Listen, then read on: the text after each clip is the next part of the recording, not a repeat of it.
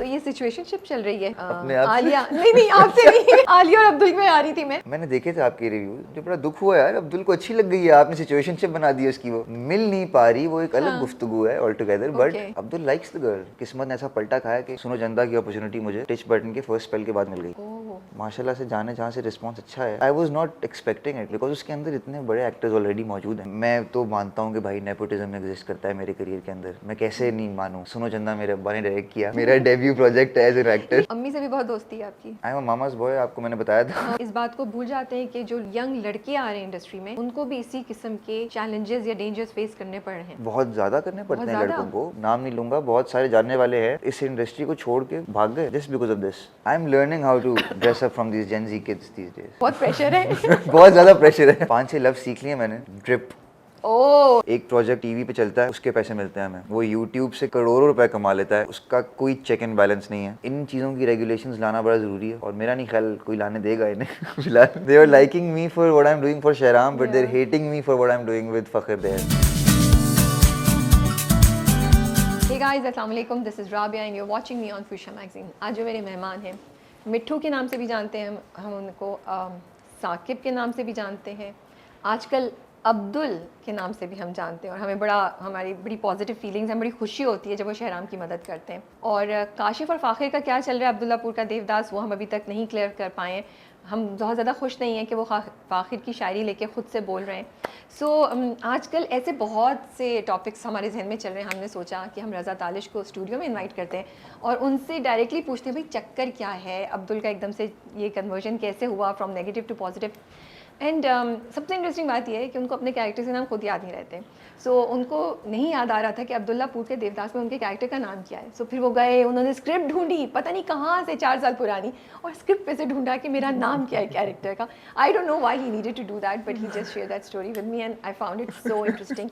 He thinks he is mama's boy and people don't know about it, but I told him that I think that's also very obvious. And वो कैसे है वो हमें अभी कुछ किस्से सुनाएंगे। सेट से वापस जाते वो ज़रूर अपनी अम्मी को कॉल करके पूछते हैं कि कुछ लाना है, कुछ करना है, and that is so sweet of him. मुझे बड़ा मज़ा आ रहा था जब मैं ये कहानियाँ सारी सुन रही थी। तो आइए मिलते हैं रज़ा तालिश से और कुछ बातचीत करते हैं। अस्सलाम वालेकुम। वालेकुम सलाम। कैसे हैं आप? अल्हम्दुलिल्लाह। वैसे तो मैं ना पहले आपका गेटअप मुझे बड़ा अच्छा लगा and I really like the cap that you Thank are you. Wearing, very cool colour. I am not a fan of yellow, but this shade of yellow mustard या जो भी बोलेंगे, ओकर बोलेंगे, I think ochre would be that, हाँ, is very cool, is very nice. I am learning how to dress up from this Gen Z kids these days. Gen Z kids है ना? हाँ हाँ। बहुत प्रेशर है। बहुत ज़्यादा प्रेशर है। तो क्या सीखी आपने? एक दो चीज़ें हमें भी बताएं। 5-6 लफ्ज सीख लिए मैंने। लाइक? ड्रिप, ओह नाइस, मैंने भी रिसेंटली सुना है। Drip, snack which I don't know how to Riz. Use. अच्छा, रिज में अभी तक नहीं। Yeah. अच्छा, ड्रिप आपने ले लिया। अच्छा, और भी मैंने, और क्या है बताएं। फिर छोटी छोटी एब्रीविएशंस होती हैं आगे सिप पीछे। भी था ना कुछ? सिम्प। सिम्प, हाँ Yeah, हाँ, simp. मैं सीख रही हूँ मैं भी Aahista Aahista. Okay, but it's interesting how these you know, जैसे जैसे टाइम गुजरता जा रहा है, हर चीज़ छोटी होती जा रही है, अटेंशन स्पैन छोटा होता जा रहा है। It scares me. Does it scare you sometimes? That will remain there. People do it to update themselves. I just do it so that I can pull off a 20-year-old. Character Not just character, I can pull off being 20 years old. among your friends? Yeah, among people. मुझसे कोई as पूछे मैं थोड़ी बताऊंगा ओए my अच्छा, real age. Seriously? Yeah. Why? आप conscious हैं? नहीं, कॉन्शियस नहीं मर्द है। तो सुना नहीं होते कॉन्शियस। अच्छा, कोई एज कॉन्शियस कभी नहीं था मैम, बट अब जब से इतना फुटबॉल खेलते हैं, भागते हैं, कमरों में दर्द होना शुरू हो गई, तो अपनी ना एज हिट कर रही है। This is so surprising coming from this young guy sitting in front of me and saying कि age it करी and all that. Yeah, that is true. So I need to update myself with not just how I look, how I talk, and that's how it is. मैं छोटा था तो मेरे अब्बू को ये लिंगो समझ आती थी हमारी, जब हम 10-12 साल के होते थे। हम जो उस ज़माने में व्हाट्सअप बोलते थे और नई नई चीज़ें बोलते थे ना, दिस थिंग लुक्स कूल और एनीथिंग लाइक दैट, तो अब बहुत ज़्यादा इवॉल्व हो गई है ज़बान, that this is my drip, you know? Yeah, true. So I need to update myself because 21 साल के किरदार करने हैं ना अभी। तो ये सिचुएशनशिप चल रही है अपने आप से? आलिया नहीं आपसे नहीं। आलिया और अब्दुल में आ रही थी मैं। आलिया और अब्दुल पे क्या चल रहा है भाई? ये सिचुएशनशिप चल रही है। मैंने देखे थे आपके रिव्यूज, मुझे बड़ा दुख हुआ यार, अब्दुल को अच्छी लग गई है, आपने सिचुएशनशिप बना दी उसकी, वो उसको मिल नहीं पा रही, वो एक अलग गुफ्तगू है all together, but Okay. Abdul likes the girl. He likes the girl. ठीक है, हम इस पे आते हैं towards the end of the conversation. हम अब्दुल पे भी बात करेंगे और अब्दुल्लापुर का देवदास में जो आपका कैरेक्टर है उस पर भी बात करेंगे, बट उससे पहले थोड़ा पीछे से स्टार्ट करते हैं जर्नी आपका. एनसीए से पढ़े हुए हैं आप? अब मैं जब इस बिल्डिंग में एंटर हुआ था ना, सीढ़ियाँ और लिफ्ट देख के मुझे एनसी याद आ गया. क्यों ऐसा ही है NCA? I have never been to NCA and मैं बहुत it's very rugged from the inside. अच्छा. Till the time I was there. Now I don't know कि इन द लास्ट 4-5 इयर्स कुछ चेंजेस हुई हैं वहाँ पे, बट यस एनसीए. सॉरी, आपका सवाल क्या? सवाल नहीं थी, बस एक स्टेटमेंट ही थी कि एनसीए Okay. से पढ़े हुए हैं अच्छा. आप. मैं भी थोड़ा सा शायरी flex करूँ. हो गया था. हाँ. नहीं, मैं आपसे पूछ रही थी कि आपने एनसीए से पढ़ा हुआ है, ये पूछ रही थी मैं आपसे. Yes, I am batch of 2014. I did film and TV from NCA. और साथ में minors in आवारागर्दी. Okay. One thing I can never forget is the memories, and many batchmates of mine are in the industry working right now. Oh. Me and Meher Banu are class fellows. अच्छा. We're from the same batch, same class. अच्छा. Then there is another successful photographer, Hamza Khan Pandey. अच्छा. We're from the same batch. Then मेरे पास तो वो में एक लड़की आई थी, रहमत अजमल. जी जी बिल्कुल. हम एक ही बैच के हैं. ओके. तो हर जगह कहीं ना कहीं आपको थोड़े से बाद हमारे एनसीए के लोग नज़र आते रहेंगे. अच्छा, मुझे ये बताएं, गिवन कि आप एक फैमिली से बिलोंग करते हैं जिसमें एक्टिंग कब से चली आ रही है और बहुत बड़े बड़े नाम हैं, तो मुझे लगता है ऑटोमेटिकली उसका बाय प्रोडक्ट ये होता है कि आप you would want to be an actor. लेकिन आप तो बचपन से ही एक्टर नहीं बनना चाहते थे, राइट? और कोई ऐसा वैसा नहीं हुआ कि वो हीरोज़ को देख के प्रिटेंड करें कि मैं हीरो हूँ, फिल्में देख ली और ये बन रहे, वो भी कुछ ऐसे एक्सपीरियंसेस नहीं हुए. Why? Long answer short, I was never inspired by the glamour, by this side of the industry. The only thing that inspired me even as a kid was short stories. नहीं होती थी जी. तो जो concept of किस्सा गोई है, एक story tell करना, Yeah. that has always inspired me. Okay. Acting today is a byproduct of that for me. Okay. समझ रही हैं? हाँ. So my journey is still, it's a long way to go, and what I want to achieve, I'm not even near that right now. तो वो जो मेरी जितनी attachment है as a kid for this industry, it's all about storytelling. It has never been about कि अच्छा वो glamour, ये actor, वैसी film. हाँ, I've always been very keen when it comes to watching films, but ये वाली side से मैं कभी इतना attract नहीं हुआ.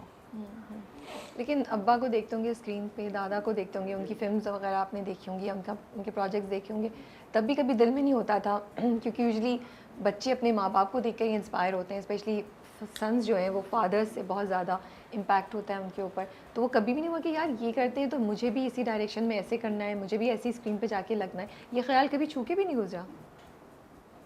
या बिकॉज मेरे अब्बू डायरेक्टर हैं, तो मोस्ट प्रॉब्ली पहला मेरा ख्याल एक डायरेक्टर बनने का वहीं से ही आया होगा. ओके. लेकिन वो एक्टिंग भी करते थे ना? वो एक्टिंग, हाँ, actually he started acting before he started directing. Yeah, वो that's what I'm saying. उन्होंने पहले शुरू की थी, बट जी, जी. तब तो मैं पैदा नहीं हुआ था, मैंने देखी नहीं ओके, थी. तो आपने ठीक है. मैंने तो उनकी एक्टिंग, अच्छा, जब आपने देखा तो तब वो ही वाज ऑलरेडी डायरेक्ट? या जब मैंने आंख खोली हाँ. तो वो डायरेक्ट कर रहे थे. Okay. तो मोस्ट प्रॉब्ली मेरे पास वहाँ से इंस्पिरेशन आई होगी, लेकिन इतनी अकल नहीं होती एक बच्चे को उस वक्त. वो पिक करता है चीज़ें छोटी छोटी छोटी छोटी छोटी छोटी. तो अगर मुझे कोई चीज़ याद है एज ए किड जिसने मुझे इंस्पायर किया इस फील्ड में आने के लिए, that is Patras Bukhari, that is Manto. ये सारे शॉर्ट स्टोरी राइटर्स जो हम स्कूल में कभी कभी पढ़ा करते थे. कुछ किताबें छुप के पढ़ते थे, कुछ किताबें कोर्स में होती थी. Yeah. दोनों नामों से आपको फील हो ही गया होगा. या. तो वहाँ से ये ईगरनेस बड़ी साइड पे आने की, and still today I call my self a screen writer essentially. तो फिर लिखने की तरफ जाना ज़्यादा आपको अट्रैक्ट कर रहा है, वो ज़्यादा आपकी जहन में है कि मैं लिखूंगा? एक्टिंग जो है वो एक बाय प्रोडक्ट है to what I want to become, और एक असिस्टेंट डायरेक्टर बन के मैं वो कुछ नहीं सीख सकता था जो मैंने एज एन एक्टर बन के सीखा है. मुझे आपने ये बात कहीं और पहले भी बोली और मुझे आपकी ये बात बहुत हैरान की. ऐसा क्या था एक्टिंग करके आपने सीखा जो जिसने आपका अब मैं पॉइंट ऑफ व्यू क्या उर्दू सोच रही थी, नहीं आ रहा. नज़रिया. जिसने आपका नज़रिया चेंज कर दिया. ओके. तो एक प्रोग्रेशन होती है सीन की. कहीं ठहराव होता है, कहीं वो दौड़ता है, कहीं वो भागता है. हर स्टोरी के अंदर अलग अलग आर्क्स होती हैं, और ग्राफ होते हैं कि स्टोरी एक पॉइंट ए से पॉइंट बी तक पहुंचना होता है, तो फलाना फलाना चीज़ की वजह से वो चीज़ें होती हैं. सो बीइंग एन एक्टर, आपके ऊपर वो जिम्मेदारी होती है कि आपने वो एग्जीक्यूट करना है. ठीक है. भले डायरेक्टर आपको बता रहा होता है, but at the end of the day screen पे आप दिख रहे हैं. सही बात है. तो वो सारी चीज़ें जो एक डायरेक्टर ने एग्जीक्यूट करानी होती हैं या एक राइटर ने लिखनी होती हैं, ओके. उन सब चीज़ों पे मुझे अबूर हासिल हुआ है being an actor, because I am executing those things at the end of the day. So कभी कभी आप अग्री नहीं करते कि इस राइटर ने क्या लिखा है, आपका अपना नज़रिया होता है किसी चीज़ को देखने का. कभी कभी आप अक्सर डायरेक्टर से भी एग्री नहीं कर रहे होते हैं, क्योंकि आपका एज एन एक्टर एक अलग नज़रिया इसको देखने का, बट आप कर जाते हैं. फिर आप स्क्रीन पे देखते हैं कि अच्छा हाँ यार वो सही कह रहा था. अच्छा हुआ मैंने मुंह बंद रखा उस हाँ वक्त. वो ठीक कह रहा था, बिकॉज ऑब्वियसली वो 10 चीज़ें और सोच रहा था एट द सेम टाइम. सही बात है. तो वो सब चीज़ें मैं कभी असिस्टेंट डायरेक्टर बन के ना सीख पाता, बिकॉज एक पाकिस्तान में स्पेशली एडीज़ जो हैं वो एक मैनेजेरियल दौड़ में लगे हुए हैं. वो बस कैजुअल करते रह जाते हैं, मॉनिटर देख नहीं पाते वो. मुझे तो समझ नहीं आती उन्हें ईडी क्यों बोलते हैं, सच्ची बात है. बिकॉज जब मैंने शुरू में ये टर्म सुनी तो मेरा ख्याल था कि वो वाकई डायरेक्टर को in terms of direction assist करते होंगे. फिर जैसे जैसे मैं चीज़ों को और समझती गई तो मुझे पता चला ईडी की जॉब तो बिल्कुल डिफरेंट है. और जैसे आपने कहा कि डायरेक्शन से बहुत कम ताल्लुक होता है उसका. तो एनसी आपने ज्वाइन कर लिया और तब आप क्लियर थे कि मैं डायरेक्शन में ही जाना चाहता हूँ. तो अपॉर्चुनिटीज़ कैसे आना शुरू हुई, या एनसीए से ग्रेजुएट करने के बाद आपने किस तरह अप्रोच किया इंडस्ट्री को, क्या प्रोसेस था? यार लकीली ना कुछ प्रोडक्शन हाउसेज जो एड्स बना रहे थे, वहाँ आगे पीछे कोई सीनियर्स हमारे कॉलेज की आगे पीछे काम कर रहे थे, तो उनके कॉन्टैक्ट्स यूज़ करके हमने भी छलांग मार दी अंदर. फिर मैंने कोई 1.5 साल एड असिस्ट किए हैं. ओके. टीवीसीज. ठीक है. और एक पॉइंट आया कि मैं भाग गया उस काम से. किसी एडवर्टाइजिंग एजेंसी के साथ काम कर नहीं रहे नहीं, थे आप? अलग freelance as an assistant okay, director में काम कर रहा था. मैं भाग गया उस काम से बिकॉज उसके अंदर पूरी क्रिएटिविटी क्या है कि अब स्माइल करें, और वो 25 टेकें ली जा रही हैं एक स्माइल करने की, जिसका कोई ताल्लुक क्रिएटिविटी से नहीं है. वो एक हम प्लीज़ करना चाह रहे हैं किसी को जो वो बनवा रहा है, और वो उसकी ईगो खुश हो जाए तो वो स्माइल अच्छी होगी. मतलब उसकी ईगो को खुश करने के लिए हम एक स्माइल दे रहे हैं, ठीक है. We not giving that smile in order to project a story. And sadly हमारे यहाँ ऐसे ही एड्स बनते हैं. 100 में से आई एम श्योर 10 अच्छे भी होते होंगे, नथिंग अगेंस्ट देम, लेकिन जो आपकी मेजोरिटी एड्स हैं वैसी थे. तो आई एम रियली सॉरी. तो मैं तो भाग गया एड्स तो से. एड्स की तरफ क्यों गए, डायरेक्शन या ड्रामे की तरफ क्यों नहीं गए? ग्रेजुएट करते ही अब्बा के थ्रू आपके कॉन्टैक्ट्स या कोई ना कोई जान पहचान तो होगी ना? मुझे उस वक्त नज़र आ गया था कि हमारे मुल्क में एडीज़, एक ज़माना था कि एडीज़ जो होते थे वो मॉनिटर पे बैठते थे, वो डायरेक्टर के साथ काम करते थे बैठ के. अब सेकंड एडी क्यों दे रहा होता है, और जो एसोसिएट होता है, जो मतलब चीफ असिस्टेंट डायरेक्टर होता है बाहर के मुल्कों में, वो तो लैपटॉप से निकलता ही नहीं है, वो तो स्केड्यूल ही करता रह जाता है. क्योंकि प्रोडक्शन हाउस ने उस पर बर्डन डाला हुआ है कि बेटा तुम 10 सीन शूट कराओगे तो तुम्हारी सैलरी मिलेगी तुम्हारी. तो बिकॉज मैं ये सब कुछ देख रहा था अपनी आंखों के सामने, तो मेरा तो बिल्कुल दिल नहीं किया है करने का. Okay. So I was like यार अच्छा, मुझे अगर डायरेक्टर बनना है अपनी ज़िंदगी में तो मुझे अपनी जर्नी पिक एंड चूज़ करनी पड़ेगी, क्या चीज़ मुझे वहाँ पहुँचा सकती है. बिकॉज या तो मैं ये करके 2 साल में बन जाऊँगा डायरेक्टर, या तो मैं 10 साल इसी लूप में फंसा रहूँगा. फिर time to assist my father, that I will do when the right time comes. वो अभी तक आपने नहीं किया ना? मैंने अभी तक उनको असिस्ट नहीं किया. अच्छा, लेकिन हम पूरे जर्नी को वो कर लेते हैं. तो आप 1.5 साल वो एड्स करते रहे, फिर आपने कहा ओके ये भी मैं नहीं करना चाहता. भाग गया उससे. तो कहाँ फिर उसके बाद मैंने टच बटन मैंने डाइव किया. फिर I was the AD there. That was going really well. बड़ा मज़ा आ रहा था उसके अंदर. कासिम भाई के साथ काम करके बहुत मज़ा आता है. सीखने को भी मिला होगा आपको बिल्कुल. बहुत कुछ. कासिम भाई के साथ काम के अलावा वैसे भी आपको 3 नई चीज़ें सीखने को मिल ही जाती हैं.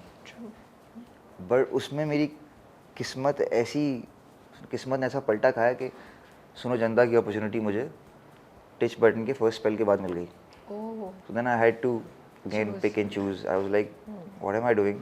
इधर मेरा ख्वाब है डायरेक्टर बनने का, इधर मेरे पास एक अपॉर्चुनिटी आई है, सुनो चंदा 1 इतना बड़ा ब्रांड बन गया है, व्हाट आई कैन लर्न. अब मुद्दा ये था कि यहाँ ज़्यादा सीख सकता हूँ कि यहाँ ज़्यादा सीख सकता हूँ. Then I chose to act कि यार ये मुझे अपनी जर्नी में ज़्यादा आगे लेके जाएगा। ओके, ये खुद का डिसीजन था या किसी से हेल्प ली, डिस्कस किया, किसी ने गाइड किया आपको? वैसे तो पूरी दुनिया ने यही बोला है एक्टिंग करो तो it was a no brainer, but मैंने अपनी लेकिन तरफ आपकी से नहीं, देखिए फ़र्क है ना, आपकी इंटेंशन जो मुझे समझ आ रही है सुनो चंदा पे यस कहने की एक डिफरेंट थी। आप एक्टिंग को करियर नहीं लेना चाह रहे थे, या आपको वो ग्लैमर या वो एक आपको वन टाइम अपनी स्क्रीन अपीयरेंस नहीं चाहिए थी। मुझे समझ आ रही है आप चाह रहे थे मैं जाके इससे एक डिफरेंट पर्सपेक्टिव से वही चीज़ मैं आगे करना चाहता हूँ, उसको समझूँ विच इन बिल्कुल। डायरेक्शन। तो ये तो एक डिफरेंट थॉट प्रोसेस से आप चल रहे हैं ना, रादर देन कि ओ ये ग्लैमरस अपॉर्चुनिटी आई है, I should just do it because Yeah. मेरा फेस फिर नज़र आएगा। तो ये फ़र्क है। और मज़े की बात है, जब जब मैंने कोई प्रोजेक्ट इस नीयत से किया है वो अच्छा हुआ है। अब्दुल्लापुर और सुनो चंदा वो दो वाहिद प्रोजेक्ट हैं। Jaane Jahan I will come to that, that's a very, that was my, I would say, ऐसा कौन सा मैं कोई बड़ा पुराना हूँ, but it is a mini comeback I would say. Jaane yes it जहाँ इज़, आप बहुत अरसे बाद बहुत से बाद मैं मिले। स्क्रीन पे बिल्कुल, दोबारा आया, बिल्कुल। तो I took it as a challenge और फिर मैंने उसमें जान मारी जाने जहाँ में। बट सुनो चंदा एंड अब्दुल्लापुर का देवदास वे टू प्रोजेक्ट्स जो मैंने बिल्कुल इस नीयत से नहीं किए कि यार अच्छा मैं कितना दिखूंगा, इसका क्या आउटकम होगा, इससे मेरी एज एन एक्टर कितनी रेजोनेंस बढ़ेगी मार्केट में, ये मेरी ये नीयत थी नहीं। मेरा बस ये था पॉइंट कि यार एक अच्छा डायरेक्टर है, इसके साथ काम करके let's see what I can learn as a storyteller myself. तो वो अंजुम भाई को भी मैं क्रेडिट देता हूँ कि उनसे मैंने बड़ा कुछ सीखा। मुझे तो आपकी बात सुन के बड़ा मज़ा आ रहा है बिकॉज मैं बहुत सी जर्नी सुनती हूँ एक्टर्स की, तो ये एक बिल्कुल डिफरेंट पर्सपेक्टिव है। मैं एक एक्टर, एक इंसान को देख रही हूँ जिसने एक्टिंग को एक बिल्कुल ही डिफरेंट मीडियम के लिए इस्तेमाल किया, और मुझे एक्चुअली बड़ा इंटरेस्टिंग लग रहा है। एंड आई होप आप सक्सेसफुल हो इस चीज़ में और आपने जो कुछ सीखा है वो आगे जाके हमें स्क्रीन पे बहुत अच्छे से इम्प्लीमेंट होता हुआ नजर आए, यू नो। होपफुली। तो टेम्पटेशन नहीं होती अभी कि अब तो इतने अरसा हो गया, अब तो इतने साल हो गए, अब मुझे कुछ प्रोजेक्ट मिल जाए, मैं डायरेक्ट करूँ, आपने अप्रोच किया है, खुद अभी थोड़ा टाइम ले रहे हैं, अपॉर्चुनिटी नहीं मिल पा रही है, क्या सीन है? ये तो सबसे टेम्पटिंग चीज़ है मेरी ज़िंदगी की, वही मैं कह रही हूँ ना। हाँ। और यही मेरे पेशेंस का भी टेस्ट है, और यही सब्र का पैमाना भी यही है कि what I want to do I will do, but I will do it on my own terms, because मुझे उस टाइप की चीज़ बनानी है ज़िंदगी में जो कोई मुझसे फोर्स करके ना बनवाए। जिस तरह भी हम इंटरव्यू से पहले ही बात कर रहे थे, किस तरह सैचुरेट हो गए हमारे ड्रामा कंटेंट, सब कुछ सैचुरेट हो गया है। सही बात है। तो मैं एज ए डायरेक्टर नहीं देख सकता अपने आप को एक 50 एपिसोड डायरेक्ट करते हुए जिसके अंदर मुझे रोज़ के 14 सीन शूट करने होंगे और कैमरे को एक जगह रख देना होगा और सारे मास्टर्स कर लेने होंगे, फिर लोग चेंज करके आएंगे, फिर उनके क्लोजेज हो जाएंगे। So this is not something मैं इतने दूर दूर से सोच भी नहीं सकता कि मैं अगर एक डायरेक्टर बनूंगा तो मैं ये काम करूंगा। तो रज़ा, हम बात कर रहे हैं और मैं, बहुत से यंग लोग भी हमें सुन रहे होंगे और हर किसी का जर्नी डिफरेंट होता है, तो आपकी एक बात सुन के एक तरफ तो मैं एडमायर करती हूँ कि ओ वाओ, ये इंसान है जो कॉम्प्रोमाइज़ करने के लिए तैयार नहीं है, he knows what he wants and ये उसको पाने के लिए कुछ भी बर्दाश्त करने के लिए तैयार है। ये जो वेटिंग पीरियड है ये बहुत एक बर्दाश्त की का टेस्ट होता है, मेरा नहीं ख्याल इसको हम अंडर एस्टिमेट कर सकते हैं। लेकिन दूसरी तरफ मेरे जहन में ये भी आता है कि फिर वो जो स्टेप्स हैं, सीढ़ियाँ हैं जो एक लर्निंग प्रोसेस का हिस्सा होती हैं, फिर आप तो वो स्किप कर रहे हैं ना। आप तो वो कभी नहीं ख्याल आता कि मे बी ये 50 एपिसोडर नहीं तो मे बी कोई 30 एपिसोडर करके मुझे एक लर्न करने को तो मिलेगा, रादर देन कि कुछ भी नहीं हो और फिर ओके सो 30 एपिसोडर तो अब सिर्फ कुछ चंद लोग ही करते हैं, because that's the prime time slot इन पाकिस्तान। आप समझ बट रहे हैं? स्टार्ट तो होगा ना कहीं से आपके लिए, या लगता है आपको न्यूज़ में सबके लिए opportunity स्टार्ट है? Is the 50 episoder, that's what I am seeing in. अच्छा ठीक है, आई डिडंट नो। मतलब अगर आप थोड़ा सा उसको रीसेंट टाइम में देखें तो पहले 50 एपिसोडर मिलता है, फिर उनके बाद वो डायरेक्ट करते हैं जो आपका प्राइम टाइम स्लॉट होता है 8 बजे का, जिसमें आपके 26 एपिसोड हो गए या 30 एपिसोड्स हो गए। बट मुझे तो इख्तिलाफ हमारे 26-30 एपिसोड से भी है। लेकिन आप उनको ब्लेम कर सकते हैं जब आपके पास कोई पोर्टफोलियो नहीं है, सॉरी। तो हाँ, तो फिर मैं तो कॉम्प्रोमाइज़ करने को तैयार हूँ ना, मैं तो कर ही नहीं रहा काम। ओके, बट मैं यही सोच रही हूँ फिर आप कब तक इंतज़ार करेंगे? जब तक मैं अपने आप को इतना फाइनेंशियली स्ट्रांग नहीं कर लेता कि खुद कुछ कर सकें। या खुद कुछ कर सकें Okay. इस पहलू से। Okay. That's why I will pursue acting till then and I will do it with all my heart.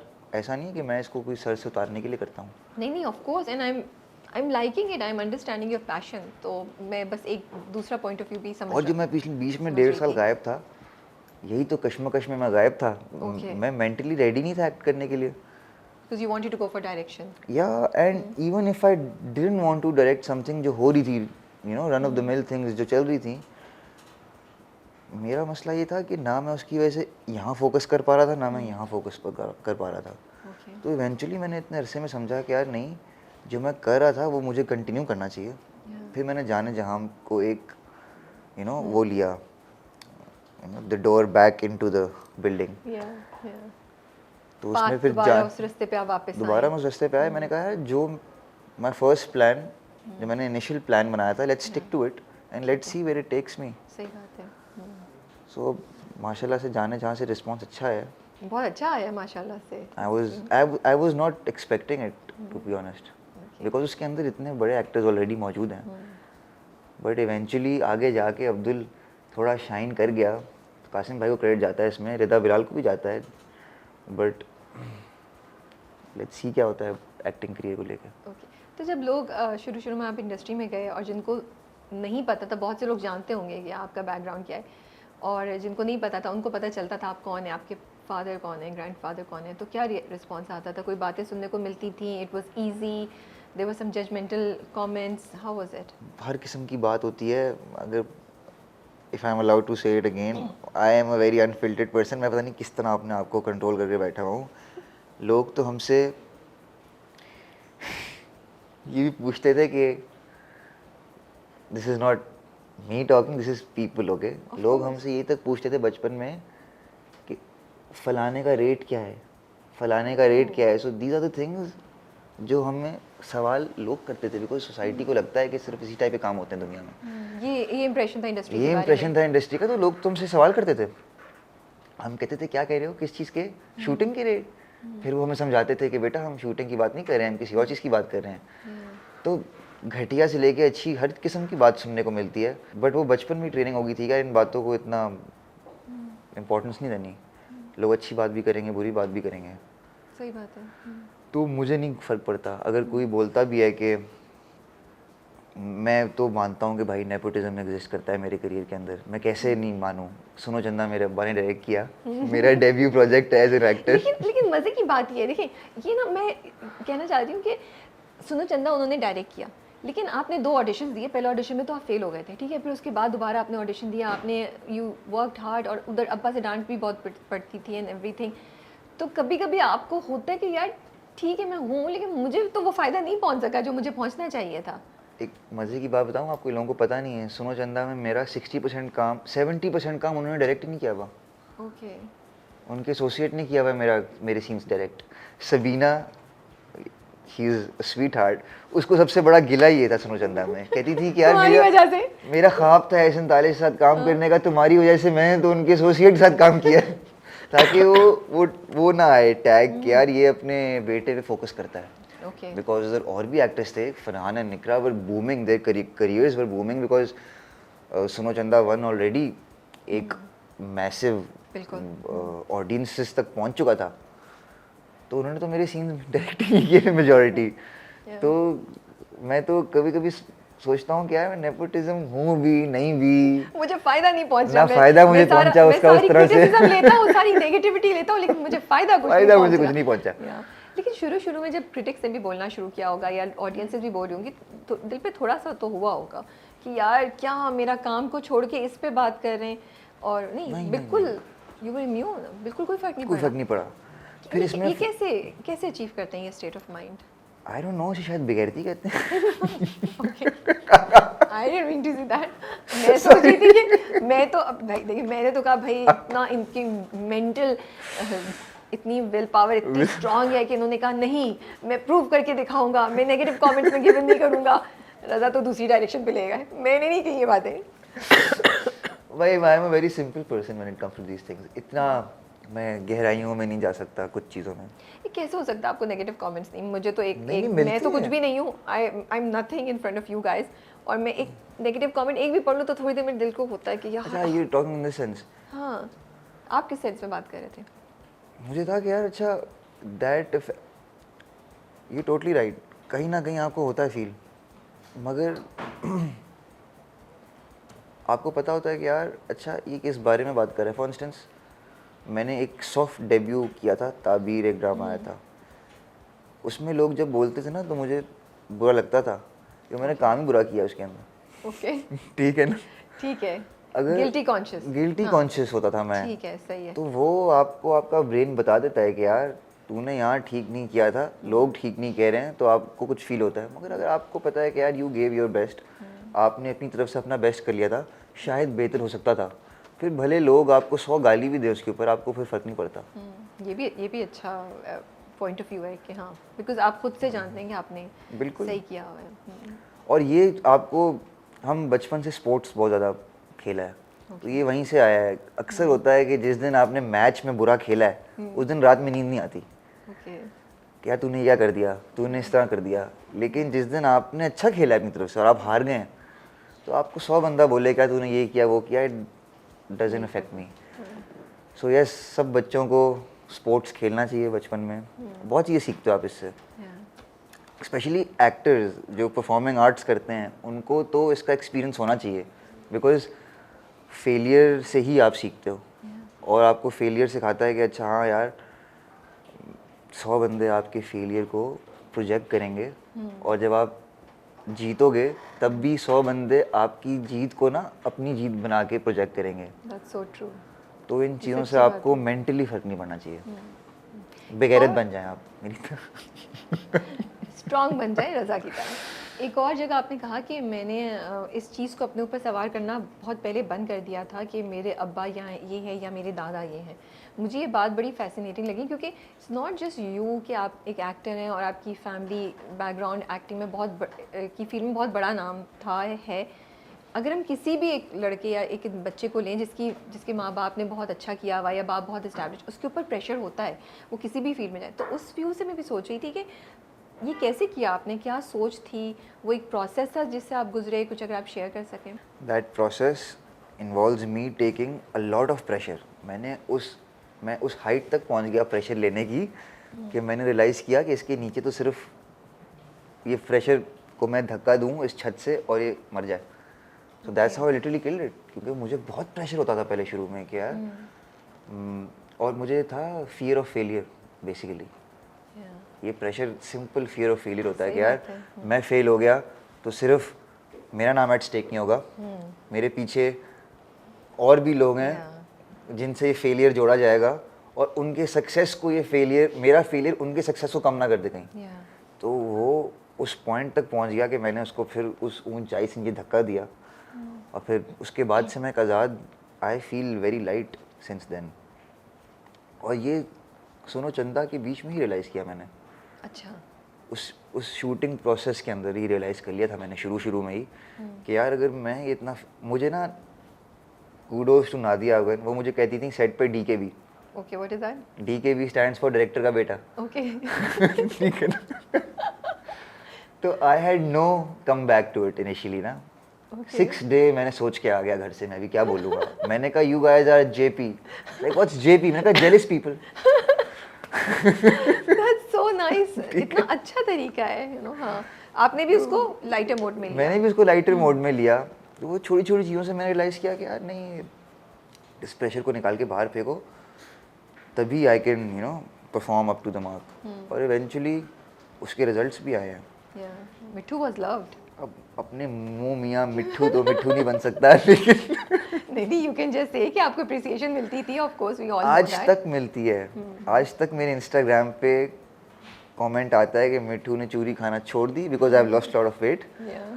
तो आता है कि आप चूरी नहीं खा रहे आजकल, मिट्ठू चूरी खाया करो। तो अभी तक ऑडियंस कनेक्ट की हुई है उस किरदार से, and that is the biggest success of that project. That's true. But Raza, आपकी बात इतनी सही है कि fear of failure and also कि मुझे लगता है जो बच्चे जिनके पेरेंट्स ऑलरेडी बहुत ज़्यादा इस्टेब्लिश्ड होते हैं उनको गलती करने का मार्जिन बहुत कम होता है, उनको एक्सपेरिमेंट करने का मार्जिन बहुत कम होता है, क्योंकि वो यही कि जजमेंटल कॉल्स बहुत ज़्यादा आएंगे कि अरे तुम नहीं कर सके, तो वो चीज़ होती है। It does take a toll on, I think mental health पे होता है। And thank you for sharing this. But credit also goes to my parents here, especially my father, who has never forced me कि यार तुम्हें acting करनी है, तुम्हें direction करनी है, या तुम्हें अच्छा करना है, या तुम्हें अच्छा करना है, या ये तुमने, इवन जब मैं कुछ अच्छा भी करूँ तो वो तारीफ भी नहीं करते फिर। वो इतना बैलेंस रखते हैं उसको। मुझे याद है पूरे सुनो चंदा की शूटिंग में उन्होंने तो मुझे कभी नहीं बोला कि तुमने सही किया है, ओके कभी नहीं बोला, ताकि मेरा सर भी ना कहीं चढ़ जाए ऊपर कि यार मैं ठीक करने लग गया हूँ। उस तरह उन्होंने कभी मुझे फोर्स भी नहीं किया कि you have to do this character. मैंने आपको भी इंटरव्यू से पहले बता रहा था कि मुझे एक प्रोजेक्ट मिला, मैं छोड़ के आ गया, उनको बताया भी नहीं उनको आपने? मैंने बताया भी नहीं, हाँ और उन्होंने मुझे पूछा भी नहीं था। तो वो मुझे इतना स्पेस देते हैं कि यार मैं अपना डिसीजन ले सकूं, फेलियर हो या सक्सेस हो, मैं उसको अपने ही टर्म्स पे एक्सेप्ट भी कर लूं या एक्सेप्ट डिनाइल में रहूं, बट वो एटलीस्ट मेरा अपना डिसीजन होगा। बट उन्होंने कभी आपसे बात की, बिठा के बात की या बोला कि बेटा हो सकता है तुम्हें ये सब बातें फेस करनी पड़े, तुम इंडस्ट्री में जा रहे हो, तुम काम करोगे, या कभी ऐसी कॉन्वर्सेशन आपकी और उनकी नहीं हुई? उन्होंने ना when I was 6-7 years old तभी कंडीशनिंग कर दी थी इन चीज़ों की, ओके छोटी छोटी बातों के अंदर। तो वो कंडीशनिंग टीनेज से पहले हो चुकी हुई थी मेरी, अच्छा क्योंकि मैंने आपको बताया कि लोग हमसे किस किस्म के सवाल करते थे कि वो क्या है, वो कितने बजे वहाँ जाते हैं, वो कितने बजे वहाँ से आते हैं। ऐसे हम बचपन में सोचते थे यार ये कैसी गंदी बातें कर रहे हैं यार, हमें क्या पता। ट्रू। बट ये साइडली परसेप्शन है लोगों का। I love that video on your Instagram जो आपके फादर के साथ है, आप दोनों बैठे बात कर रहे हैं और वो इतने मज़े की कैंडिड कॉन्वर्सेशन है ना, वो भी बिल्कुल दोस्तों की तरह आपको जवाब दे रहे हैं। एंड मुझे बड़ा मज़ा आ रहा था वो पूरा देख के, and that showed the relationship जो आप दोनों की है, कि दोस्त भी हैं, बडीज भी हैं। So what you want to say about that, या आप क्या बोलेंगे 2-3 चीज़ें जो आप देखते हैं कि आपके फादर ने की, जो दूसरे फादर्स भी कर सकते हैं, जिससे बेटे और बाप की रिलेशनशिप इस तरह की स्ट्रॉन्ग और बेहतर हो सकती है? I think my father and his father, जो मेरे ग्रैंड फादर थे, उनका ना एज गैप था। Okay plus my grandfather was very famous, so उनकी ना कुछ लिमिटेशंस थी, probably that he couldn't go and drop his children to school because ताले साहब आ गए तो अवाम पीछे आ गई। सही बात है। हाँ ऑल्दो वो हीरो नहीं थे, वो कैरेक्टर एक्टर थे, बट फिर भी उनके पास उनका एक नाम था बहुत बहुत। बड़ी फैन फॉलोइंग थी। बिल्कुल। सो मेरे अब्बा ने most probably as a child कुछ चीज़ें फील की होंगी कि यार ये चीज़ें शायद उनको उस तरह से नहीं मिल पाई। Although my grandfather was an amazing father to my father, but कुछ चीज़ें हमेशा मिसिंग रह जाती हैं। फिर उस ज़माने में पुराने ज़माने में आप देखें, हम सुनते थे कि बाप जो होते थे बेटों को गले नहीं लगाते थे, तो वो चीज़ उन्होंने ब्रेक की। उन्होंने कहा यार why can't I hug my kid, मतलब इसमें क्या है। अक्सर आप सुने ना पिछली जनरेशन के लोग अपने बेटों को गले ही नहीं लगाते थे ताकि वो एक सॉफ्टनेस ना आ जाए बेटे में, और एक वो भी रहे, हाँ एक वकार का और एक एहतराम का एक रिश्ता भी रहे। एहतराम भी रहे, डर रहे। आधे लोग तो डर के लिए करते थे कि हमारा दबदबा रहे हमारी औलाद पे। तो इन सब चीज़ों को मेरे अब्बा ने साइड पे रख के एक ऐसी रिलेशनशिप मेरे से बिल्ड की कि हम दोस्त हैं। और आज से नहीं है ये, मेरी उनसे दोस्ती कोई इन माई लेट टीनेज नहीं हुई, इट्स लाइक दिस सिंस जब से मैंने अपनी आँख खोली है। तो I give credit to him कि उन्होंने एक हमेशा दोस्त बन के मुझे पाला है रादर देन अ फादर। कुछ डायरेक्टर की नज़र से ही सोच के किया है उन्होंने। This is interesting. बट क्या 1-2 चीज़ें करते थे वो, लाइक कॉन्वर्सेशंस बहुत होती थी आप लोगों की, टाइम स्पोर्ट्स में या एक्टिविटीज़ में आप लोग बहुत ज़्यादा स्पेंड करते थे। क्या 2-3 चीज़ें आप समझते हैं कि वो बहुत बड़ा फैक्टर है कि जिस तरह की आपकी रिलेशनशिप है और इतना आपका कंफर्ट लेवल है? यू नो कॉन्वर्सेशन कोई भी कर सकता है, लेकिन जो उसमें आप दोनों का, आपका जो कंफर्ट लेवल था ना उनके साथ, झिझक नहीं थी आपकी, लेकिन एहतराम भी था, you didn't cross a line. ये बैलेंस मुझे बहुत अच्छा लग रहा था देखने में। Very hard thing to answer, लेकिन इसका भी वही जवाब है कि अच्छा सरप्राइजिंगली मेरे अब्बू का ना गुस्सा बड़ा मशहूर था एक ज़माने में ना। तो हम बचपन में जितने कज़न्स थे ना, they were shit scared of my father. उनको था कि अगर इन्होंने एक नज़र से देख लिया ना तो मतलब गए, ये गॉन। ऑन द कॉन्ट्ररी मेरे साथ बिल्कुल ऐसा नहीं था, ठीक है ना। तो मैं देखता था कि यार ये मेरे कज़न्स जो हैं मेरे अब्बा से ऐसे डरते हैं, और एक मेरे अब्बू मेरे साथ जोक्स कर रहे हैं, और यू नो मैं उनकी कमर पे चढ़ के उनके बाल खींच रहा हूँ, वो कुछ नहीं कह रहे हैं। तो उन्होंने वो डर दूसरों को डरा के मेरे दिमाग में एक फियर भी डाला। अच्छा, समझ ये रही स्ट्रैटेजी अच्छी है। सही है ना? You are right. हाँ तो बाकियों को डरा के मेरे दिमाग में एक फियर भी बिठा दिया उन्होंने। और एट द सेम टाइम मेरे साथ वो फियर वाली अप्रोच रखी भी नहीं। तो वो दोनों चीज़ों को टैकल कर गए। और एक और चीज़ है, उन्होंने हमेशा मार का डर रखा है बचपन में। Parents often hit their children and they forget कि अच्छा अगर आप ना मारो ना तो वो ज़्यादा इम्पैक्टफुल होता है कि आप उस जगह तक लेके जाओ कि बच्चे को लगे कि अब पढ़ी लेकिन और पढ़ती उसको नहीं है। हाँ पढ़ती नहीं थी। हाँ। तो वो उन्होंने वो ऐसा एक मिक्स रखा कि वो शायद इसीलिए एहतराम भी है और मजाक भी है। और अब तो एज भी बड़ी हो गई है तो थोड़ा सा हम भी लिबर्टी ले जाते हैं। आप कमेंट करते हैं उनके प्रोजेक्ट्स पे कभी, या वो आपके प्रोजेक्ट्स पे कमेंट करते हैं कुछ, या नहीं? ये कॉन्वर्सेशन नहीं होती? नहीं होती है, बड़ी सीरियस कॉन्वर्सेशन होती है। अच्छा। हमारा ख्वाब है कि हम साथ मिलके कुछ क्रिएट भी करें और अभी there is something in the pipeline चलें, that's great. Okay. Which will happen very soon इंशाल्लाह। अम्मी से भी बहुत दोस्ती है आपकी? अम्मी से तो I am a mama's boy, आपको मैंने बताया था। हाँ, बड़ी proudly I am a mama's boy. अच्छा, मेरे केस में ना मेरे पास कोई और चारा भी नहीं था मामाज बॉय ना होने का, कुछ मैं एक ही बेटा हूँ। तो मरते तो क्या ना करते। मुझे when I was a kid और मैं जब पुश चेयर में था तो मुझे याद है कि अपना एक विजुअल दे रहा हूँ मैं आपको बचपन का, कि पुश चेयर में मुझे कुछ दिख नहीं रहा इर्द गिर्द, क्योंकि मेरे इर्द गिर्द चिकन भी टंगा हुआ है पुश चेयर में, सब्जी भी टंगी हुई है। वो पुश चेयर एक ट्रॉली है। उस ज़माने में ट्रॉलीज तो होती नहीं थी, बैक इन लेट 90s, ठीक है। तो वो पुश चेयर ग्रोसरी की ट्रॉली होती थी।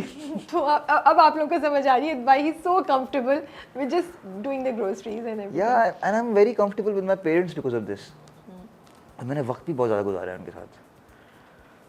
तो वो एक एहतराम तो है ही है, लेकिन जिससे आप बता रहे थे कि आप अम्मी के साथ इतनी हेल्प करते हैं, वो आप पूछ रहे होते हैं यू नो शूट पे बाय द वे आप मेरी अम्मी से पूछेंगी तो आपको एक ऑपोजिट जवाब देंगी। अच्छा, वो कहेंगी कि क्योंकि नहीं। मैं अपने बचपन की बता रहा हूँ ना, आजकल की थोड़ी कम। लेकिन बचपन ही तो सबसे ज़्यादा मुझे लगता है मुश्किल होता है। यू नो टीनेज ईयर्स में जब आपको बाहर निकलना है, दोस्तों के साथ जाना है, you don't want to be bothered by these calls from your mother, right? लेकिन आप ये सब कर रहे हैं, तो मैं वो कही थी कि क्या था जो आप अम्मी को इतनी मदद करते थे, या अम्मी से इतना हर चीज़ में इन्वॉल्व हो रहे थे उनके साथ? अच्छा, मुझे पता ही नहीं था, मुझे लगता था सब इस तरह करते हैं। मुझे क्या पता था कि लोग अच्छा आपके गिरना ये वैसे I have to give credit to your parents, उन्होंने इतना अच्छा फसाड किया, बेटा ऐसे ही होता है, सब ऐसे ही करते हैं। तो बाद में पता चला, मुझे तो बाद में पता चला, आजकल रिसेंटली पता चला कि ऐसा नहीं होता, ऐसा नहीं होता। लड़के तो बहुत नखरा करते हैं।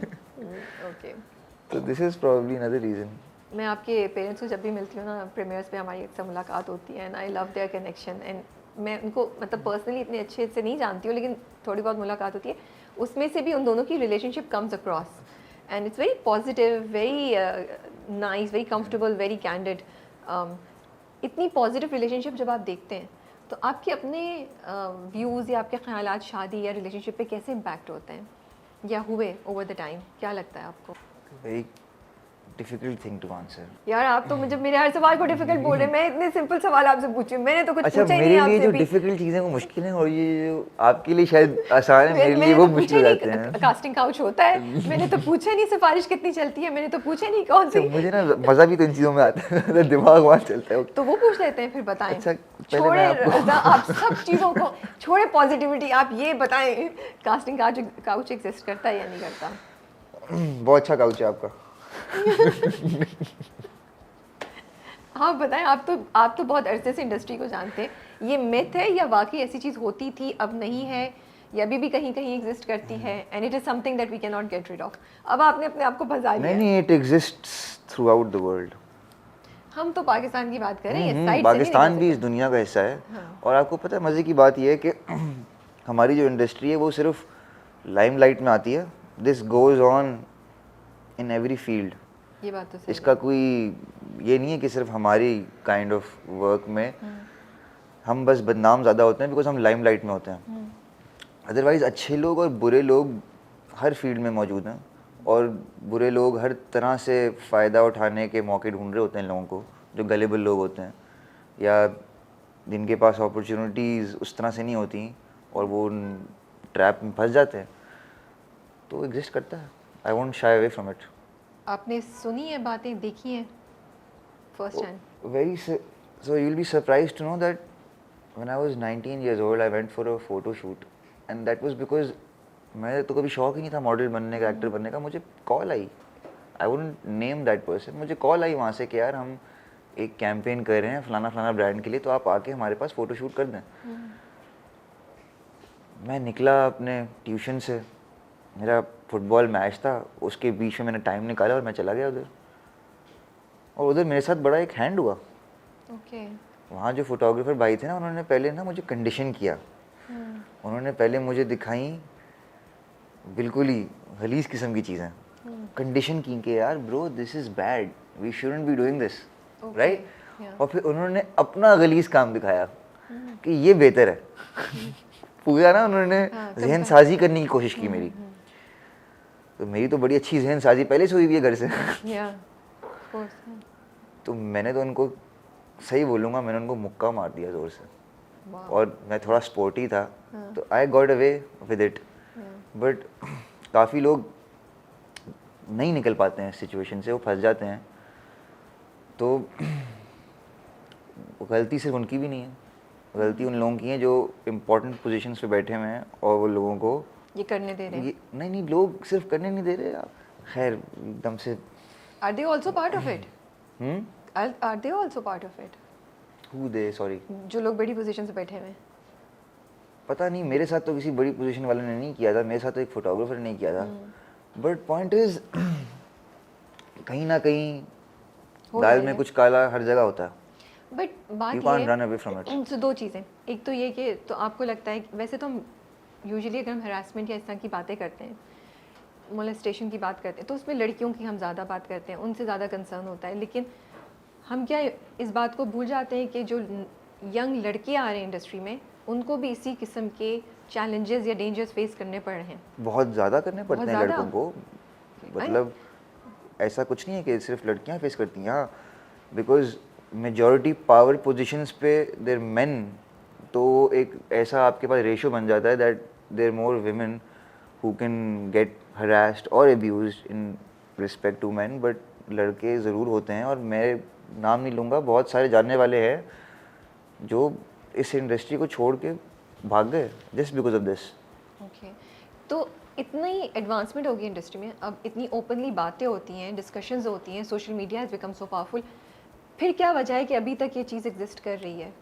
क्या आपको लगता है 2-3 चीज़ें हैं जिसकी वजह से ये ख़त्म नहीं हो पा रही है? देखिए, आप जितना मर्जी एडवांसमेंट ले आएँ, सोशल मीडिया आ गई, लोग इन चीज़ों को काउंटर करने के नए नए पैंतरे निकालते रहते हैं. So there is innovation in the way harassment में हो रही है. बिल्कुल, जिस तरह लोग अच्छा काम करने में इनोवेशन करते हैं, लोग गलत काम में भी इनोवेशन करते हैं. उन्होंने अपने तरीके निकालनी है, लूप होल्स निकालनी है कि पकड़ाई ना हो, वीडियो ना बन जाए, फॉर एनी कुछ कोई भी.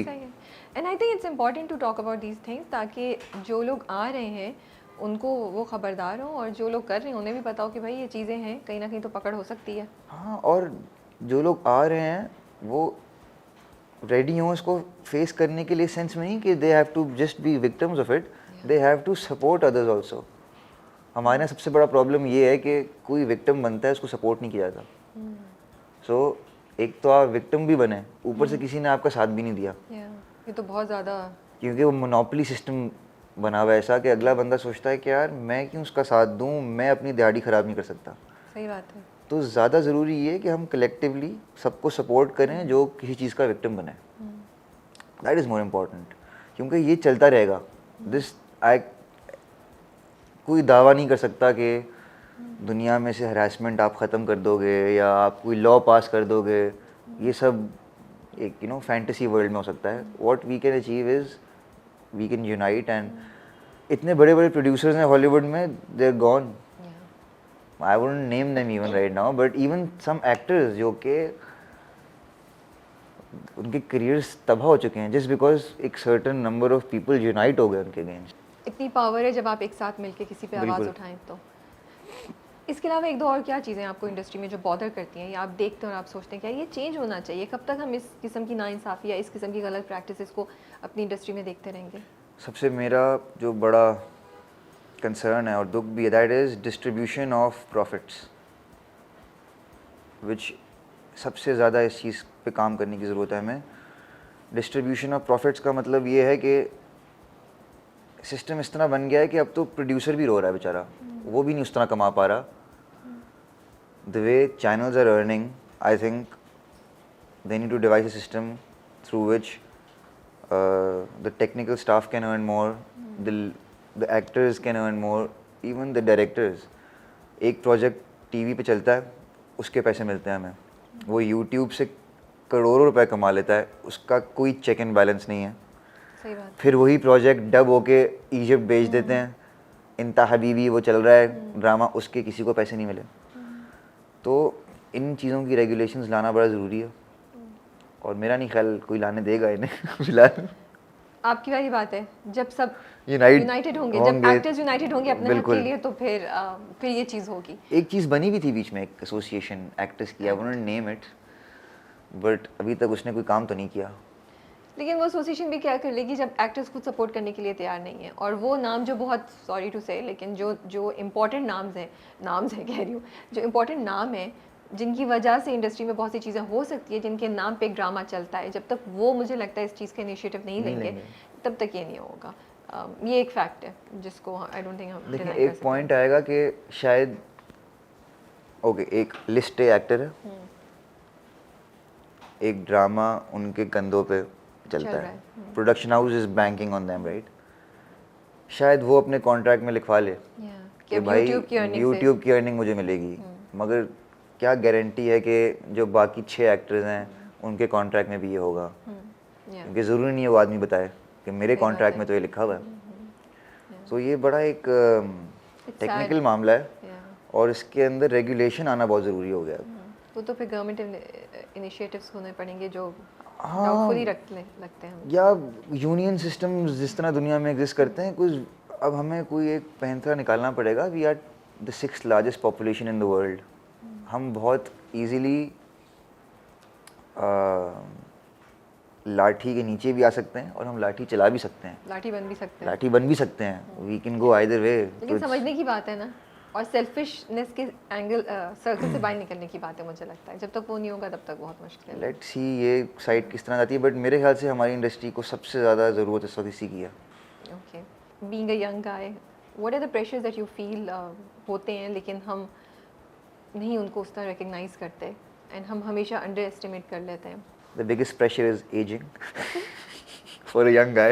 Seriously, रज़ा ने आज मेरे साथ ये एक होना चाहिए जिसमें मेरे हर सवाल का रज़ा ने ऐसे उसका नहीं ऐसे उसको ऐसे चॉप करके. Okay, for a young guy, यार, there are a lot of pressures in our society. आजकल तो यार. नहीं, इधर ही आप खुश हो जाए, मैंने आपको यंग बुलाया. आपके देखें 4 किलो खून बढ़ जाना चाहिए. यार, एक तो मर्द रो नहीं सकता ना, सबसे बड़ा प्रेशर है उस पर. फिर बहुत सारे प्रेशर्स हैं. We live in a patriarchal world. Sadly, that's how it is. How does it affect men? मर्दों को उससे क्या फर्क पड़ता है? जहाँ वो उसका एडवांटेज लेते हैं, वहीं उसके नेगेटिव इम्पैक्ट्स भी हैं. मर्द अपनी मेंटल हेल्थ के बारे में अब जाके बोलना शुरू हुआ है. अगर आज भी कोई एक बंदा अपनी मेंटल हेल्थ के बारे में बोलेगा, 100 लोगों ने तो यही बोलना है कि यार ये क्या लड़का है, रोंदू है ये. तो कोई भी चीज़ ब्लैक एंड वाइट नहीं होती. पैट्रियार्की भी एग्जिस्ट करती है, तो उसके भी ग्रेज एग्जिस्ट करते हैं, और वो मर्दों को काफ़ी इफ़ेक्ट करते हैं. Okay. सो आई थिंक ये जिस तरह ये दुनिया ज़रा सॉफ्टन अप हो रही है ना, ज़रा द वर्ल्ड इज़ गेटिंग, तो ये प्रेशर्स भी थोड़े थोड़े कम हो रहे हैं अब इवेंचुअली.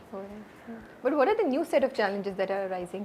क्योंकि जहाँ मुझे लगता है एक ऑनगोइंग प्रोसेस होता है. यस, जो चीज़ें ट्रेडिशनली आपको मुश्किल लगती हैं, अगर वो कम होना शुरू हो रही हो तो उसके साथ एक नई चीज़ भी होना शुरू हो जाती है. ऐसा कभी नहीं होता कि चीज़ हमेशा परफेक्ट हो जाए, ग्राउंड बिल्कुल इक्वल हो जाए. सबसे अच्छी चीज़, जो लड़के ज़रा डरे हैं, वो ज़रा लड़के थोड़ा डरे हैं, मी टू से थोड़ा डरे हैं लड़के. ठीक है ना. Now the way they approach women has changed. वो ज़माना चला गया कि आप लड़की को फॉलो कर रहे हैं. आई एम श्योर एग्जिस्ट करता होगा कुछ इलाकों में अभी भी, और उस पर लड़कों को रिस्पॉन्स भी मिल जाता होगा उन इलाकों के अकॉर्डिंगली होगा वो. लेकिन अब पैटर्न्स चेंज हो रहे हैं, तो ज़रा डर बैठा है मर्द के अंदर. अब वो नाउ दे फियर. अब उनको नहीं है कि we'll get away with everything, which is actually good. But on the flip side, उसकी फ्लिप साइड यही है कि आप देखें बहुत सारे केसेस हैं जहाँ पे मिस यूज़ किया जाता है Me इन too. मूवमेंट्स को और रगड़ दिए जाते हैं लोग. नाउ आई वोंट नेम कि वो कौन था कौन नहीं था, कौन सच्चा था कौन झूठा था, मुझे नहीं पता, बट ये एग्जिस्ट करता है. कोई भी चीज़ 100% दुरुस्त नहीं होती, कोई भी चीज़ 100% गलत नहीं होती. कहीं ना कहीं बीच में सब ने गलतियाँ की होती हैं. सही बात है. मैं अपने इंटरव्यूज़ में हमेशा ये बात ज़रूर करती हूँ, कॉन्वर्सेशन जो इंसान के अल्लाह से होती है या किस तरीके से हम दीन को, दुआ को अपनी ज़िंदगी में इन्वॉल्व कर होते हैं. मुझे लगता है कि एक रिमाइंडर होता है जो सुन रहे होते हैं लोग, उनको भी एक चीज़ याद आ जाती है. एंड ऑल्सो एक्टर्स के बारे में हमेशा ये समझा जाता है कि यार इनका तो दीन से बहुत दूरी है या कुछ, तो मे बी हम उस चीज़ को भी थोड़ा सा एक डिफरेंट पर्सपेक्टिव देने की कोशिश कर रहे हैं. Okay, so I will not answer कि अच्छा मेरा दीन से क्या ताल्लुक है, because that will be something जिस पे हर बंदे Of का course, एक अलग yeah. पर्सपेक्टिव होगा of Personal what I M होता है. Saying. But what I can talk about right now is अच्छा मेरा खुदा से क्या कनेक्शन है. मैंने एक चीज़ रियलाइज़ की है अपनी ज़िंदगी में यार, जिसको हम ना साइड पे कर देते हैं, हम ना इसको बहुत होली तरह से देखते हैं. परवरदिगार क्या चाहता है हमसे? हमसे वो चाहता है यूनिटी, वननेस चाहता है, इसीलिए उसने अपने आप को वन रखा. वो चाहता कि वो 10 है, हम मान लेते. जो लोग रिलीजन फॉलो कर रहे हैं उनका तो फेथ है ना इन गॉड. अगर उनको गॉड बोले कि आई एम 10 या आई एम फॉर इंस्टेंस 20, उनको तो मानना ही मानना है. But why this concept of one? That concept of one is to unite. तो हमें एक दूसरे के साथ वो यूनिटी लेके आनी है. जिस दिन हम सोचना छोड़ देंगे ना कि मस्जिद में मेरी चप्पल चोरी हो जाएगी, उस दिन शायद नहीं चोरी होगी, बिकॉज आपने उस दिन चप्पल वहाँ रख के अगले पे डाल दिया, फिर अगले पे बर्डन है. ओके. सो उस तरह से हमें एज ए सोसाइटी यूनाइट होना है. और खुदा को भी मैं इसी पर्सपेक्टिव में देखता हूँ. वो एक हमारे लिए एक बाइंडिंग फोर्स है, एंड उसके बियॉन्ड तो फिर आपका ईमान है. वट उस ईमान के अलावा जो भी है, जो आपकी प्रैक्टिकल ज़िंदगी में वो अप्लाई होता है, that has to be functional. इसीलिए हमारे रिलीजन में कॉन्सेप्ट ऑफ तौहीद, प्राइमरी कॉन्सेप्ट ही तौहीद है. That primary concept is oneness, because we need to unite as a society. But no, we are divided. हम ऑलमोस्ट 200 कंट्रीज़ हैं, 73 सेक्ट्स विद इन इस्लाम है, और उसके अलावा इतने. सो यही एक चीज़ सीखी अल्लाह से यार, कनेक्शन भी अल्लाह से यही है कि यार पता नहीं कहाँ चला गया मैं, सॉरी. आपने बहुत अच्छी बात बोली है. पता नहीं, सॉरी. नहीं, आप बिल्कुल मैं ऐसी सही बातें बात कम बोली. करता हूँ ज़िंदगी में, तो मुझे लगा कि मैंने सेंस नहीं बनाई कोई. मैं नहीं, ये आपको बहुत बाकी सही बता रहा था कि नहीं, इस ये बहुत रमज़ान अच्छा मैंने है. गुस्सा नहीं किया, क्योंकि मुझे लगता है कि यार when we fast and we do, example देता हूँ मैं आपको. भाई ये गोरे करते हैं इंटरमिटेंट फास्टिंग, आजकल फैशन हो गई है हमारे मुल्क में भी. उनको क्यों गुस्सा नहीं आता? उन्हें क्यों गुस्सा नहीं आता? वो भी 17 घंटे नहीं खा रहे. चले मैं मान लेता हूँ वो पानी पीते हैं, ठीक है, बट कार्ब्स तो नहीं ले रहे ना वो भी. जो वो दिमाग को डोपामीन हिट करता है आपकी न्यूट्रिशन से, वो तो नहीं ले रहे ना वो भी 17 घंटे के लिए. तो वो क्यों गुस्सा नहीं करते? बिकॉज वो उसको स्पिरिचुअलनेस की वजह से नहीं कर रहे, वो उसको किसी होली वजह से नहीं कर रहे हैं. हमने सर पे सवार किया हुआ होता है, हम रमज़ान के लिए कर रहे होते हैं.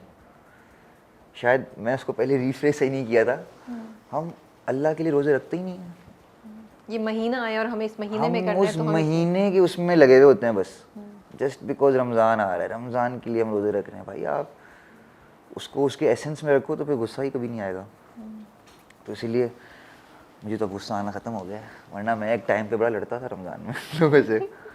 जनरली भी ऐसे रमज़ान में जनरली भी बड़ा अच्छा. सो मुझे देख के लगता है मुझे गुस्सा आता होगा, मैं नहीं तो ना. हैरान हूँ बहुत ज़्यादा सुन के. तो बस जब आता है ना तो फिर वो आई एम एन एक्सट्रीमिस्ट. तो फिर या तो मैं इस मूड में हूँ आपके साथ, ठीक है ना, या तो फिर मैं बहुत ही गुस्से वाले मूड में हूँ, या तो मैं बिल्कुल कोई एक सैड डिप्रेस मूड में हूँ. तो बीच का कुछ है नहीं. Thank you for sharing these thoughts. I think point आपका इंटरेस्टिंग है and we should all think about that. Coming to your drama Jaane Jahan, Abdul का कैरेक्टर, एक तो I am just so glad कि वो पॉजिटिव है, शहराम के साथ है, तो मैं बड़ी खुशी ये हुई। क्या होता है, क्यों ये भाई? मुझे नहीं, I don't like this, I don't like sorry this sorry, approach. क्या हो ये क्या गया होता भाई? है, प्रोडक्शन हाउसेस ने भी कर दिया है, या मेरा कैरेक्टर कैसा है ब्रो, आपका कैरेक्टर पॉजिटिव है, ये आपने सो मेरा मतलब इन सेंस में था कि वो शहराम को सपोर्ट कर रहा है, शहराम के लिए पॉजिटिव है। Okay I am trying to save myself. पकड़ी गई आप। नहीं नहीं, मेरा यही मतलब था, आप सब इस बात के गवाह हैं। और क्या, मैं तो इस बात पे, मैंने तो कुछ कहा ही नहीं है, आप गिल्टी कॉन्शियस फील कर रहे हैं। नहीं मैं तो मुझे तो देखें, अभी इवन तब्रेज का कैरेक्टर है, उसको सब नेगेटिव कहते हैं यार, वो नेगेटिव नहीं है। अच्छा, वो शहराम के नेगेटिव अंदर कैसे नहीं है? वो नेगेटिव है भाई, सॉरी, वो नेगेटिव यार, है। वो अपनी दुनिया में ठीक कर रहा है, तो वो अपनी दुनिया में वो ठीक कर रहा है, बाकी दुनिया के लिए वो नेगेटिव है। उसकी वजह से मेरा परसेप्शन तो नहीं चेंज हो सकता ना। हाँ, वो मैं जो समझ रही हूँ अपनी दुनिया में, मैं एग्जिस्ट करके मैं कर रही हूँ, लेकिन मैं जो कर रही हूँ वो बाकी दुनिया उसको कैसे परसीव कर रही है उसको नहीं हम चेंज कर सकते।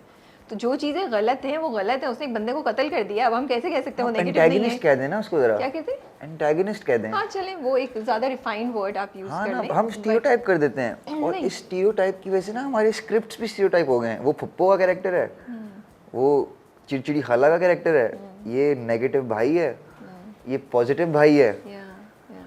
तो ये हम ना eight the end of the day इतनी खूबसूरत चीज़ स्टोरी टेलिंग को इन छोटे छोटे स्टीरियोटाइप्स के अंदर एक पैकेज बना के, बट मुझे लगता है उसका सारा जो बोझ है वो हम नहीं उठा सकते। वो मे बी प्रोडक्शन हाउस और एक्टर्स को जिस तरह कर रहे हैं वो भी, या राइटर्स डायरेक्टर्स को मैं बोलूँगी, क्योंकि देखिए अब तब्रेज़ का कैरेक्टर आप लें, आप अब्दुल का कैरेक्टर ले रहे हैं, दीज आर, अब्दुल की स्क्रीन प्रेजेंस कम है, Tabrez is not the hero, but they both are catching attention because जिस तरीके से वो लिखे हैं, जिस तरीके से आप दोनों ने उसको परफॉर्म किया है, जिस तरीके से कासिम ने उनको डायरेक्ट किया है, तो ये चीज़ें उससे फ़र्क कर रही है ना। स्टीरियोटिपिकल से आप हट गए या नहीं हट गए, तो मैं इसको नेगेटिव बुला भी लूँ तो फ़र्क क्या पड़ता है? तब्रेज़ का कैरेक्टर इस वक्त is getting people's attention, Abdul is being loved by people, right? तो उसको कोई अब्दुल का जो लव है ना, वो उसका कॉन्ट्रास्ट इसीलिए एग्जिस्ट कर रहा है because initially Abdul, okay, in your lingo or in the my production house lingo. lingo, Abdul wasn't a positive character initially. अगर आपने फॉलो किया एग्जैक्टली, वो इसको, शुरू में तो नहीं था, वो ना पॉजिटिव था ना नेगेटिव था, ग्रे में था, बीच वो में बीच में ग्रे में था, बेचारा कंफ्यूज था। वो कंफ्यूज था कि यार मैं किस भाई की साइड लूँ। तो जब उसने स्टैंड लिया और वो एक भाई की तरफ खड़ा हुआ, तो उसने अपना एक पाथ पिक किया, अब वो पॉजिटिव पाथ बन गया है। तो लेकिन अच्छा ये लग रहा है कि हमें लगता था शहराम अकेला है, और फिर वो जो सुतेले भाइयों की एक, वो जैसे आप बोलते हैं स्टीरियोटिपिकल रिलेशनशिप दिखाई जाती है, तो अब्दुल का जो चेंज आया उसकी वजह से वो भी हमें थोड़ा सा डिफरेंट चीज़ देखने को मिल रही है, वो भी अच्छा लग रहा है।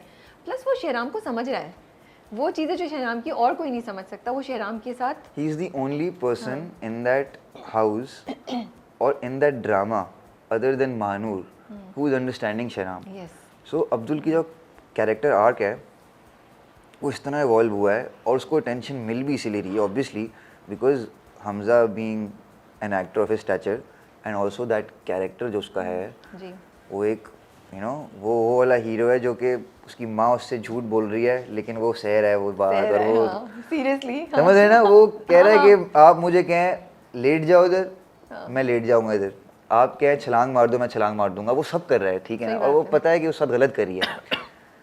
तो वो वाला हीरो है वो, ठीक है ना। उसको सिर्फ दो ही लोग समझ रहे हैं अभी तक ड्रामा में सही से देखा जाए तो, एक मानूर है और एक अब्दुल है। तो इसीलिए अब्दुल को भी ज़्यादा टेंशन मिली है, शहराम भाई के सदक़े में ही मिली है।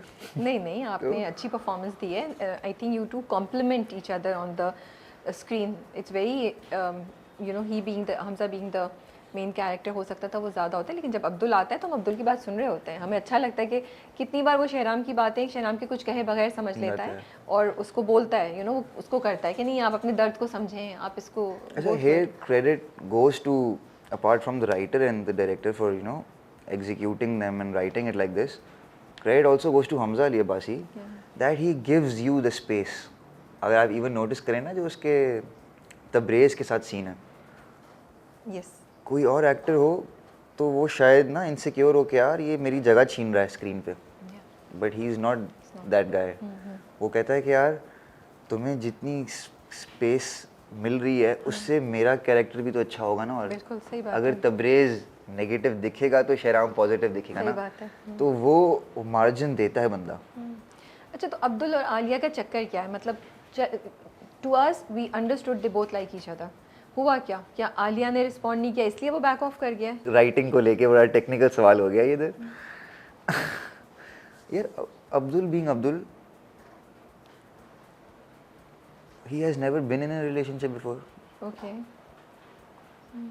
तो उसको तो नहीं पता कि नुआंसेस क्या होते हैं।